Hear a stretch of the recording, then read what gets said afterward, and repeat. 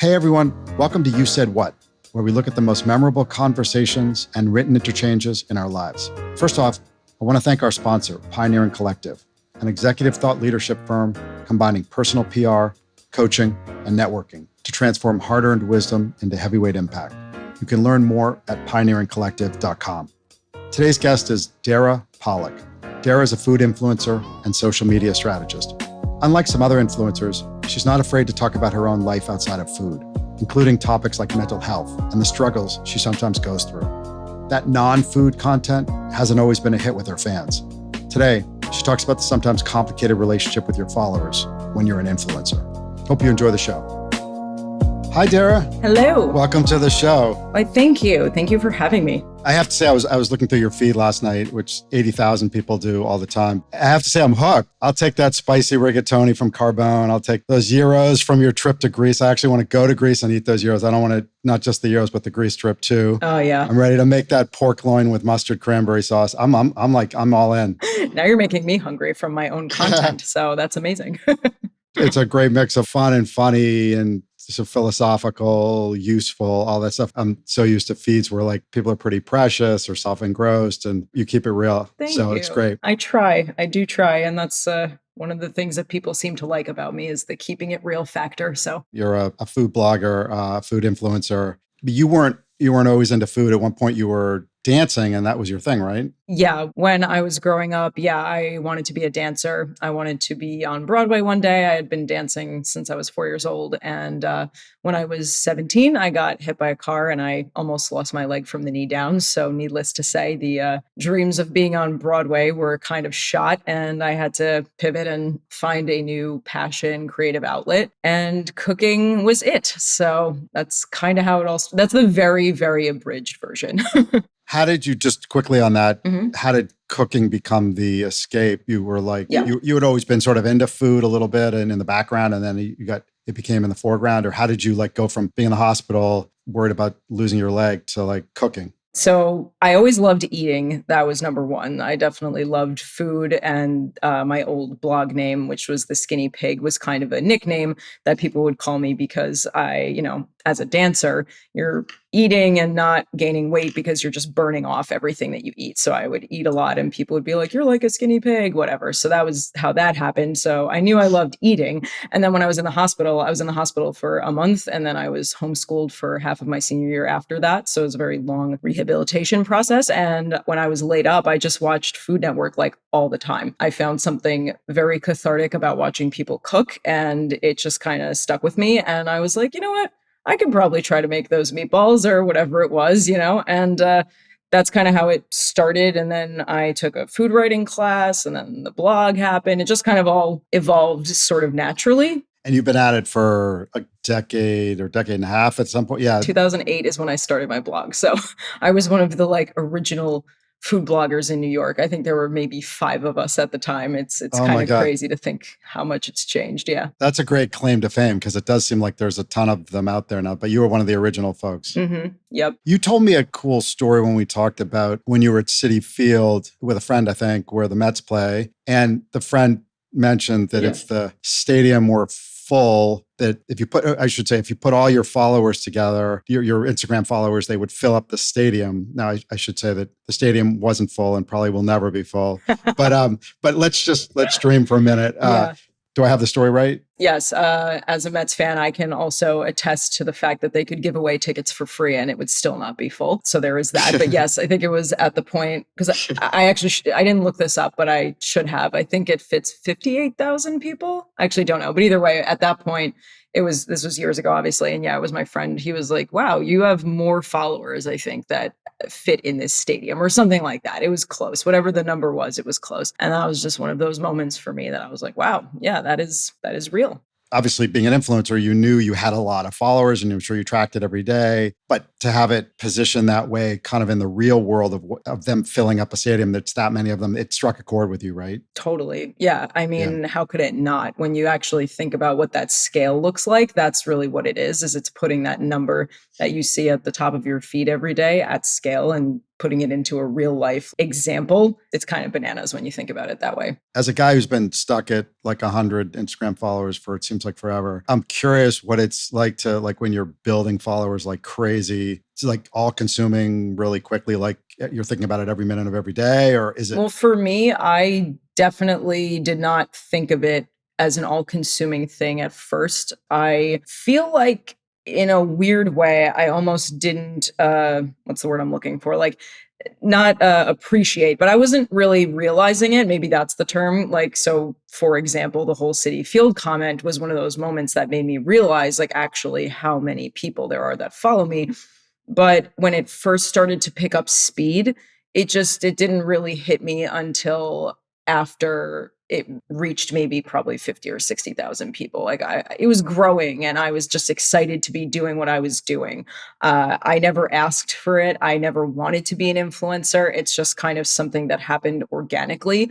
And I know a lot of people probably think I'm full of it when I say that, but it's true. I was just doing what felt right and it just kind of happened. That's interesting because I'm so used to people now talking about the science of growing their following. And it seems like people are so into all the mechanics of how you build it, but you just were doing what you like to do. And then it was kind of organically growing. You weren't really consciously trying to grow it. Yes, correct. So that is exactly how it happened for me. However, I do think that there's an element of time being a factor here because it's changed. I mean, social media is always changing and the algorithms and the way that the feed works now, it's very different. So I'm not saying that if I were to start now, it would not grow, but it wouldn't be, I don't think, growing as fast. And the same tactics that I used to use no longer really apply. So I can expand on that if you want, but I'm just saying that there are things that I think you do have to do now in addition to posting organically, if that makes sense. Tell us a little bit about the things that worked in the past that don't work now and what you've learned over the decade plus, sort of the do's and don'ts of being an influencer. Well, I could tell you right off the bat that the main issue, I think, between then and now is that it's an oversaturation issue. I mean, especially in the food space, there are so many people who have a food account now, whereas when I started, there were not nearly as many. And especially if you were like in New York, where I am, I think restaurants, PR companies, brands, they had like a chunk of people that they knew to go to for this stuff. And I was one of those people. Whereas now you have a huge breadth of people that you could pick from. So there's that, number one. So you have to cut through the clutter. And the second main thing I think is that reposts and collaborations don't really work the same way that they used to. So my blow up moment, if you will, on Instagram was from one night where I tagged food and wine in one of my posts. It was it was a fried ravioli sandwich. Like, bear with me here, but it was a fried ravioli sandwich. It's delicious. And I tagged Food and Wine magazine amongst other magazines that are food related and outlets, whatever. And Food and Wine reposted that photo, and I gained something like 2,000 followers in one night. Wow. And then my following just skyrocketed kind of from there. That doesn't really happen anymore. Maybe. Which part of it doesn't happen? If you get a celebrity to post you, like if Britney Spears or like The Rock reposts something that you've posted, maybe, but like it doesn't work that way anymore. And I do think it's a saturation issue.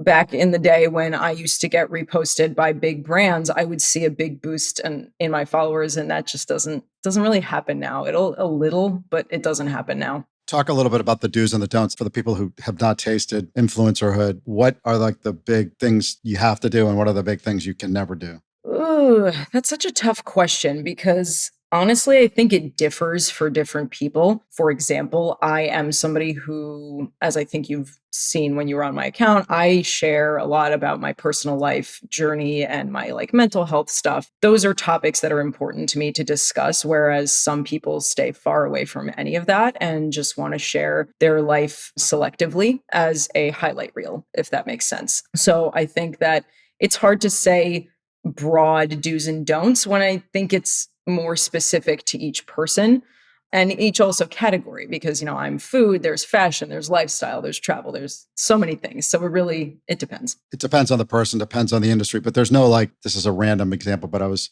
talking to a guy who surfs the other day and he was talking about, the surf etiquette and, never take someone's wave and all of that. Like there's no stuff like that in your world where it's like, it doesn't matter what you're doing, you just, what industry you are or what your content is, there's some things you just don't do, or there isn't anything like that? Well, yeah, I mean, I would say you don't want to steal other people's content and try to post it as Right. yours. I think that kind of goes without saying. I just don't think that there's anything that stands out in my brain as like a don't do. If I'm thinking about it now, one thing maybe that you could say is a don't is don't DM people and ask them to follow you. That is the worst thing. If you want to do this and you want to be an influencer, like think about why you want that. I always tell people that, like, work backwards. What is the why? And then figure it out. Don't ask people to follow you. What are some of your other most viral moments other than the fried ravioli? Ooh, that's a great question. Well, when I posted about the car accident, it's again many years ago, but I did like a side by side, like split screen, like me in the hospital with this gigantic cast on my leg, and then me like jumping on the beach, whatever. So that obviously got a lot of traction, and I was on ABC, CBS, lots of outlets talking about it, how to kind of chase your dream, but also pivot your dream, because that's exactly what I did. And you do some of that, as you said. A lot of the food bloggers never tell you anything about their life other than what they're eating. Right. But there's a lot of stuff in your life about your life outside of food. Yeah. Yeah. And to be fair, I was always about that. When I started my Instagram as a food account, because my Instagram initially was just like about me, and then I switched it over to sort of a food account. And I always still weaved in photos of myself, and my friends who do the same thing that I do, the food bloggers and whatnot, they would say to me, why are you posting a photo of yourself? Like, why did you post that selfie with you and your cat? And I'm like, because I want people to know that I'm not a sandwich. Like, I thought it was so weird that no one posted photos of themselves. And then it became this huge boom where now every influencer that exists, no matter what industry, for the most part, posts photos of themselves. So I'm cracking up thinking about what you just said, because it's so funny. Like, you see these people who post nothing but food shots, and you could think they're like a sandwich or a taco. It's true. Like, not that you have to see pictures of the person, but it humanizes it, right? Absolutely. That's what I thought. I think now it's actually funny because it could be the opposite. I was talking to a friend of mine who doesn't want to ever post photos of herself. And I'm like, well, maybe that could be kind of a new niche because everyone does. So now not posting a photo of yourself makes it mysterious. Who knows? What's old is new. Exactly. So recently you started to lose some followers off your roughly 90,000. Tell me why. Sad day. Yeah. Just kidding. It's not that sad in the end, but it was at first. And I'm sure we will talk about that. But yeah, I think it was because of a few reasons, but main one being that I kind of built my brand on food porn. I was also, just so you know, a bacon blogger, more or less, when I started like my blog. This is before Instagram. I blogged about anything that had to do with bacon. To this day. That's like the world's best business niche, to be the bacon blogger. Let's be honest. Seriously. Honestly, I mean, I love it. Is there anything bad you can say about bacon? No. Well, it's funny is that you can't, but at the same time, I felt like I was in there before it really took off. So now it's like, I don't think bacon shines as much as it used to. Now I feel like it's almost overused, but that's a conversation for a different day. But it was really fun in the beginning. Like, people were sending me anything that was a bacon. There was a bacon vodka back in the day. There was bacon flavored mints. I mean, I got every product that had bacon on it. And to this day, my friends will send me bacon stuff. And I don't even post about bacon that much anymore. But it just goes to show you, I know how to build a brand. Repetition is key. So bacon, food porn, anything gluttonous, that was what I posted about for so many years. So a lot of people followed me for that food porn element. And then when I started to shift into more sharing about my life and maybe the journeys with like mental health, like depression, anxiety, those are things I've dealt with up and down through my life, and sharing more about me and what I'm going through and just being real again, I think that some people were tapping out. And look, I don't blame them. It does hurt at first, but you're like, look, I get it. You were here for the food. It's not that the content was too heavy for them. It was just that, like, they just tuning in because they want to see pictures of sandwiches. And you're talking about your mental health. And it's like, if they wanted to go to mental health stuff, they'd be somewhere else. Yeah. And exactly. That's pretty much exactly it. You can draw a sort of sad conclusion of that, which is that they care less about the content creator and they care more about the content, which it's not a bad thing to care about the content. Every content creator wants the readers, the viewers, the audience, listeners, whatever, to care about the content. But you hope at some point that there's a personal connection developed over time, particularly if you've been at this for a decade. Did you draw that same conclusion that they're not as loyal and interested in you as you thought? Well, to an extent, I would say yes, not to everybody though. Like I have a very loyal group of followers that, as an example, somebody emailed me the other day and said you could write and blog about crocheting and I would pay attention. You know what I mean? So like there's a big bucket. I think every influencer has that like bucket of loyal followers, whereas there's people who are just not loyal and they follow you just for the vanity and in my case, the food porn. It's just very, very surface level. But ideally, as a content creator, you want to build that emotional connection with people. And I think I have done a good job of that, but you can't please everybody. And that's definitely one thing I've learned. Yeah. Just to be clear, you work with restaurants and brands as an influencer. That's part of what you do. Do they care about the follower counts dropping? No, literally never. And that was a realization I had in 2021, actually, when I really started to grow my business. So just a little more background. I work with restaurants and brands, helping them with their social media content, management, and also influencer campaigns, things like that. So I will wrangle influencers for them and, develop the paid campaign and or just help them create content. So it'll be like photos and videos that I'm taking and then they post it or You're like a strategist for them. Yeah, strategist. That's exactly what I call myself because I'm moving away from the management side of things. It's just too much. I have arthritis. I'm like, I can't, my body's falling apart. I can't be on my phone that much anymore.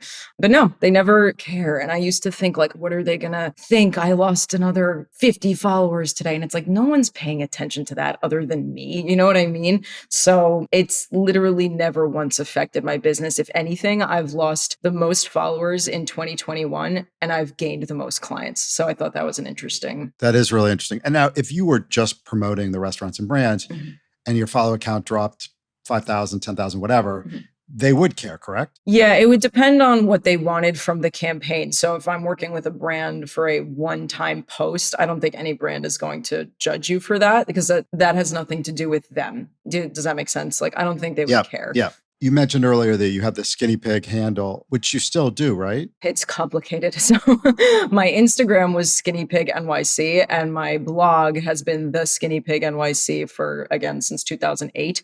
And I changed, my Instagram handle now to just my name at Dara Pollak, Right, okay. But my blog is still the Skinny Pig NYC. You mentioned your skinny pig handle, which you sort of use now, you sort of don't use depending on the platform. Right. On your Instagram, it's just your name, right? And you changed it because of what you alluded to earlier, which is that you just wanted to post more about yourself. Yeah, so it's not that I want to post more about myself. It's more that I just want to cover more topics that I think are more important to the people that I'm currently serving, if that makes sense. I discovered over the past year, the types of people that I work with client-wise are a mixed bag of people. And they usually need help with more than just like their food photos, or they need more than just a restaurant recommendation. So I literally sat down one day and I beautiful mind style kind of wrote down, on a bunch of different pieces of paper, what my like ideal audience looks like. And it was no longer that person who follows me just for food porn, if that makes sense. So I came up with this term misfit creative because I feel like that's a little bit what I am. That's kind of what my followers are, at least the kinds that I'm trying to reach more of. And I just felt very disconnected from the name The Skinny Pig. It just didn't fit anymore. It's been so many years and it was just time for a change. And it was time to really just lean into what felt important to me right now.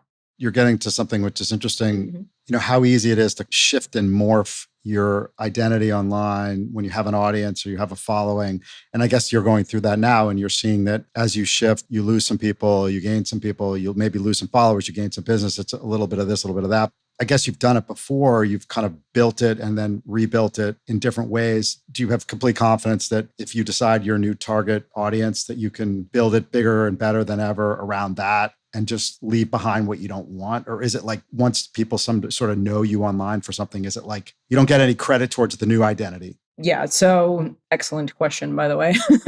And it's definitely something I've struggled with and probably will continue to struggle with as I go down this journey. But no, I think it's definitely possible to reinvent yourself. I do think that a big part of it, though, is managing expectations and also confidence. I'm not the most confident, like, oh, this is so going to work out better than the skinny pig. This is going to crush it.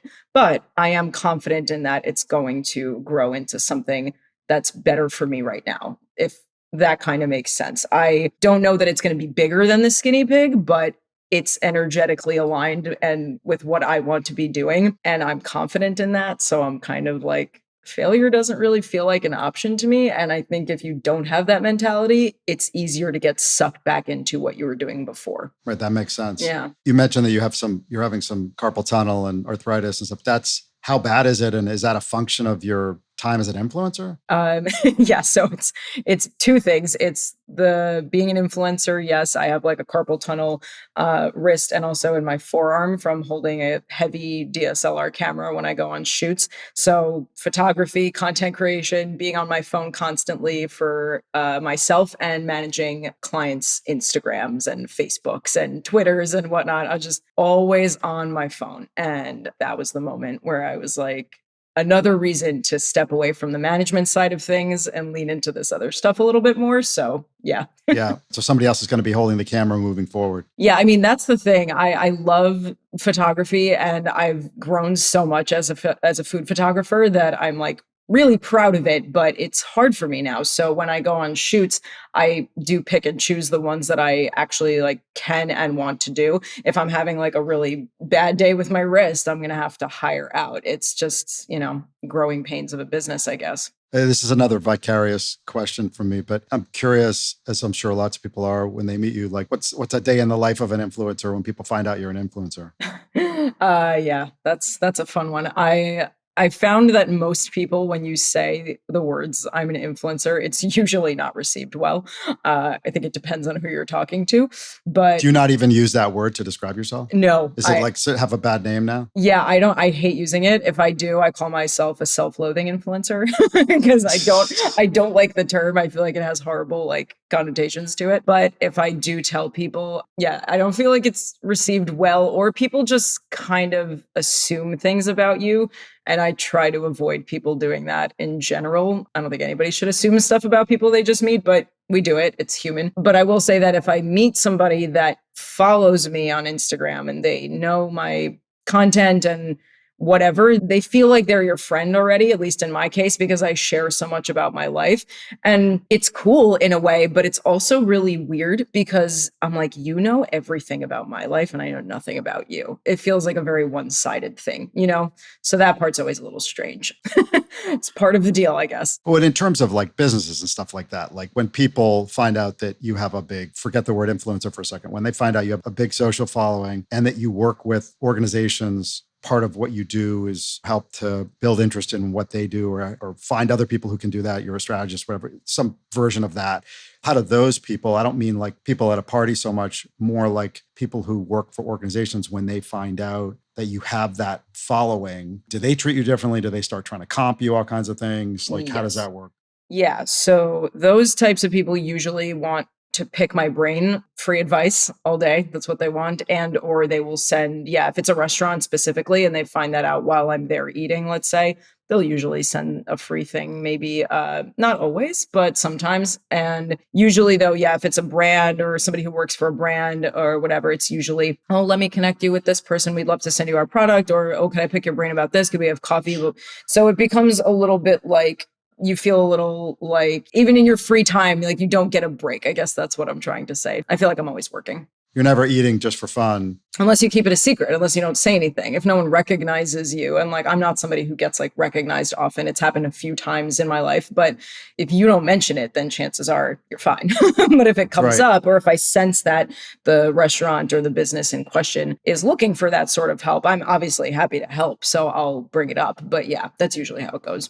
To use the dreaded I word again here, what's your sense of like kind of the future of influencers? It just feels like over the last 10 years, they've determined more and more of our decisions, what we buy, what we eat, where we travel, all that stuff. And not everybody, but they seem more and more important to the economy, to consumer decisions. Do you see that continuing to just grow and grow and grow to the point where like 10 years from now, nobody's doing anything without seeing what their favorite influencers are doing? Or is this a phase in which gets replaced by something else at some point? Oof, it's a tough question because I don't think influencers are going anywhere, at least for a while. It's like $1 billion industry, probably multi-billion at this point, which if you had asked me 10 years ago, I never would have thought to be true. So it's hard to say what are my predictions. I do think it's going to stay. I do think it's going to keep growing. I just think it's going to evolve and it's going to be different than what it looks like now. I think people are going to be moving over to TikTok even more than they are. I haven't looked to see, are you now a budding TikTok star? I am still trying to figure out my thing with TikTok. I use it for myself like a little bit. I create some videos on there. I'm sure that I can provide value in a better way, but right now I'm purely using it for entertainment purposes. But I do think it can be a great marketing tool, and if you know how to use it effectively, it's great. Dara, thanks so much for coming on the show. Really interesting. Thank you. This was great. Talking to influencers is always interesting. They drive so many of our purchasing decisions these days. Well, maybe not so many of mine, but just about every gift on my kids' Christmas list this year was sourced from an influencer. I've long wondered how easy it is for influencers to reinvent themselves without losing their followers if they decide at some point that they want to go in a different direction with their content. Are the followers there for the influencer or for the content they happen to be producing at that moment? That's what Dara is finding out as she transitions from skinny pig to misfit creatives. I'll be watching her feed to see how it goes and looking forward to trying that spicy rigatone at Carbone that I learned about from her. If you have an important communications moment to share, I'd love to hear your story. You can find me at pioneeringcollective.com. Thanks for listening to this episode of You Said What, and I'll see you next week.